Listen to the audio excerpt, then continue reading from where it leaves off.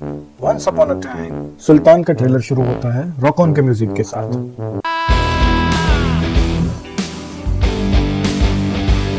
तो अब इन सब के बाद रियल ट्रेलर शुरू होता है हमारी सभी सीरियलों में या फिल्मों में एक ही तरह के आदर्श बहू एंड बीवी का रोल करने वाली मृणाल ठाकुर से। तो ये आती है और फरहान को बताती है कि तुम्हारे लिए एक चिट्ठी आई है चिट्ठी आई है। इस चिट्ठी में लिखा होता है कि अब तुम्हारा घर से बाहर जाके पिटने का बंदोबस्त हो चुका है, तब तक तुम घर में मेरे हाथ की मार खाते रहोगे। यहाँ पर पिटने से ना तुमको इज्जत मिल रही है ना तुम्हारे को पैसा मिल रहा है। इससे बेटर है तुम बाहर जाओ, बॉक्सिंग रिंग में जाओ, क्योंकि तुम्हारा जो बैन लगाया हुआ था तुम पर वो अब रिवोक हो चुका है। एंड बाहर जाओ, मारो पीटो, जो करना है करो, मार खा के आओ, कुछ भी करके आओ, लेकिन पैसा लेकर आओ और अब लाइफ में कमाओ इज्जत। लेकिन फरहान जो है वो मना कर देता है। वो बोलता है कि वैसे ही मेरी आवाज जो है वो गले में झाड़ू फंसी हो वैसी है, और ये फेडरेशन ने वैसे ही मेरी अलग से पिटाई लगवाना चाहती है, इसलिए ये जो सस्पेंशन का रिवोक इन्होंने किया है। तो तू क्यों मेरी आवाज जो है वो पूरी बंद करवाना चाह रही है पिटाई करवा कर। तो ये सब देखते ही पब्लिक समझ जाती है कि अच्छा ये तो भाई फिर से रॉक ऑन की रीमेक बना रहा है ना।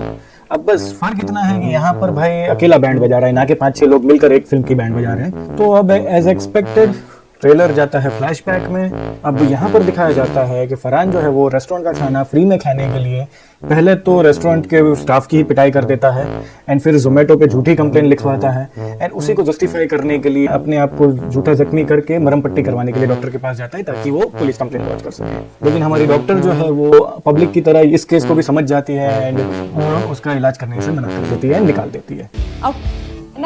तो इस चीज से हो जाता है हमारे फरहान भाई का ईगो हर्ट, एंड वो उसी वक्त ठान लेता है कि अब इस डॉक्टर में तो सुई मैं ही डालूंगा। एंड भाई दूसरे ही दिन से लग जाता है बॉडी बनाने में। अब भाई थोड़े दिनों बाद बॉडी बनाकर वापस आते ही हैं लड़की पटाने के लिए कि अब तो देख मेरी बॉडी भी अच्छी हो गई है तो तू पट जा।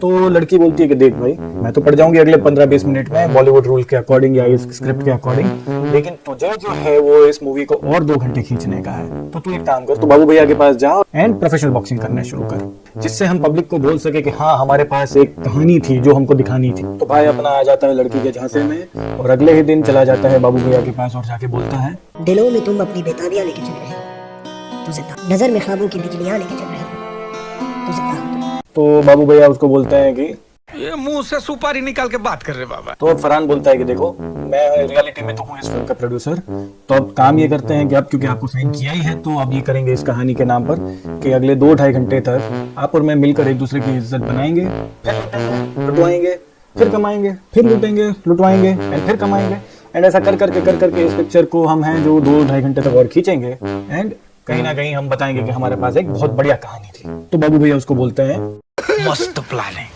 एंड अब अगले सीन से फिर से बॉडी बनाना शुरू, भागना दौड़ना शुरू, एक्सरसाइज करना शुरू, एंड फाइनली प्रोफेशनल बॉक्सिंग भी शुरू हो जाती है इसी के साथ, जहां पर भाई सालों से प्रैक्टिस किए हुए बॉक्सरों को पछाड़ कर जीतने लगता है, क्योंकि ये फिल्म है। रियलिटी में तो वो लोग बहुत पीटेंगे।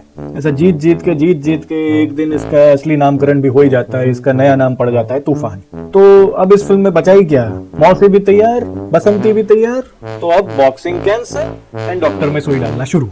तो भाई इतनी सुई डालता है डॉक्टर में कि सुहाग रात की परफॉर्मेंस की वजह से भाई दूसरे दिन रिंग में गिर जाता है, एंड ये देखकर हमारे बाबू भैया भी जो है वो इसके बेड में ठुकाई कर देते हैं। अब इसी के साथ जो है वो फरहान का जो है वो जोमेटो वाला केस खुल जाता है, एंड बॉक्सिंग फेडरेशन को भी पता चल जाता है कि भाई फ्रॉड है और इस तरह से फ्री में खाना खाने के लिए ये वेटरों के साथ झगड़ा करता है या डिलीवरी बॉयज के साथ लड़ाई करता रहता है। तो ये सब जानकर बॉक्सिंग फेडरेशन जो है वो फरहान पे 5 साल का बॉक्सिंग का बैन लगा देती है, एंड इसी वजह से ट्रेलर आता है प्रेजेंट में वापस। अब प्रेजेंट में जो है फरहान जो है वो स्विगी जोमेटो का फ्री का खाना खा खा के हमारा तूफान जो है वो सुल्तान बन चुका है। तो अब उसकी डॉक्टर बीवी आती है और उसको बोलती है कि देखो मैंने अपनी जिंदगी में सिर्फ 2 फिल्में करी हैं, इन दोनों में मेरा सेम ही रोल था, एंड मेरा फिल्मी करियर जो है वो एज यूजुअल हीरो की एंड फिल्म की परफॉर्मेंस पर ही टिका है। तो तुम जाओ फिर से बॉडी बनाओ एंड स्टीरियोटिपिकल फिल्म को खत्म करो, ताकि लोग सुल्तान की सस्ती रीमेक को भी माइंड ब्लोइंग फिल्म बोले एंड मेरी दुकान आगे बढ़े। तो फरहान बोलता है ठीक है, अब रॉक ऑन हो या तूफान हो मुझे क्या फर्क पड़ता है, होना एंड करना तो वही है जो हम 50 सालों से 60 सालों से हर दूसरी बॉक्सिंग फिल्म में देखते आ रहे हैं। तो ये भाई बोलकर भाई फिर से निकल पड़ता है बॉडी बनाने, लेकिन इस बार भाई जो है वो ब्रांड प्रमोशन के साथ जाता है कल्ट जिम में भाई अपनी बॉक्सिंग की प्रैक्टिस करने के लिए। एंड अब ये ट्रेलर जो है वो स्लो मोशन में टीनू आनंद वाली शक्ल के साथ खत्म होता है। तो मित्रों इस ट्रेलर से हमने क्या सीखा, इस ट्रेलर में कवि कहना चाह रहे हैं कि एक क्रिटिकली अक्लेम फिल्म बनाने के लिए सबसे पहले आप एक क्रिटिकली अक्लेम डायरेक्टर लीजिए, एक्टर लीजिए, प्रोड्यूसर लीजिए एंड इसी के साथ रॉकी एंड रॉक ऑन का मिश्रण करिए एंड इसमें सुल्तान का तड़का लगाकर नमक डाल के परोसिए। दूसरा, सिर्फ लूज मोशन का इलाज करने वाले डॉक्टरों से दूर रहें। एंड तीसरा, ऐसे ही बकेती भरे वीडियोस को देखने के लिए अभी इस चैनल को सब्सक्राइब करें, शेयर करें इस वीडियो को अपने फ्रेंड्स एंड फैमिली के साथ। Thank you.